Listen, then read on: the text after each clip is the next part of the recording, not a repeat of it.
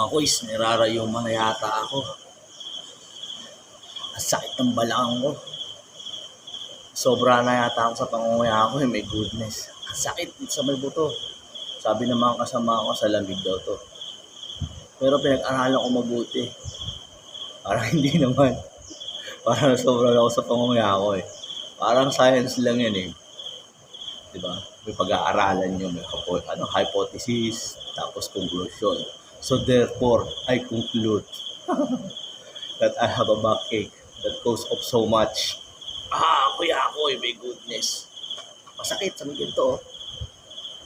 Siguro kakaupo ko to, no? Mga kois, no? Nararanasan nyo rin ba to? So ano kaya sa gamot sa kuya ako, no?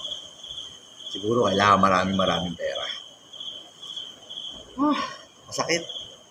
Nagmotor kasi ako kahapon mula Kalamba hanggang Nasugbo. Hindi ako nagpahinga. Kahit sa beses, dire-diretso ko. Ayun, ang sakit ngayon. Goodness. Ipapakita ko sa inyo mga boys. Grabe dito sa ginagawa namin trabaho. Ito, tingnan nyo. Yung part na yan, walang bagyo.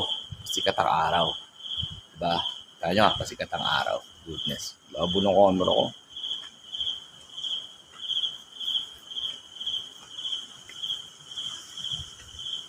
Ayun, no?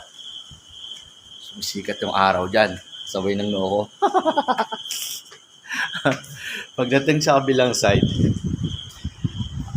kabilang side na tayo, Eto, tingnan nyo. Pagdating dito, my goodness, ang lakas ng hangin, no? Bagyo. Diba? Ang galing.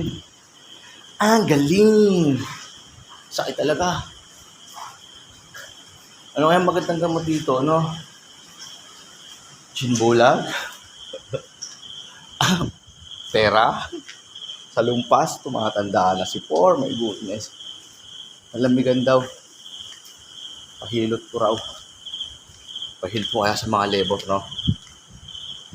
Ang masama, baka pag hinilot ako, Martin siya pang hilot sa akin ng mga helper to, my goodness.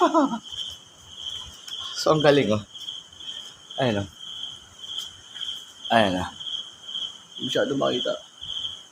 Sikat yung araw. Pagdating sa kabila, may bagyo. Ay, goodness. Nasa ako. Sa dalawang dimension. Dimension ni Eugene. Sakit talaga. So, araw na ng Miyerkules, mga kois. Bali na naman. Ganito lang tayo. Ikot-ikot. Gusto rin ako maglabas. So, ang gagawin ko ngayon, magluluto na ng ulam. Kasi iikot na naman ako sa pang project. Dalawa iniikutan ko, guys. Isang renovation. Sa itong galing sa layout. Finishing na naman to eh. So ingat-ingat tayo ngayong araw.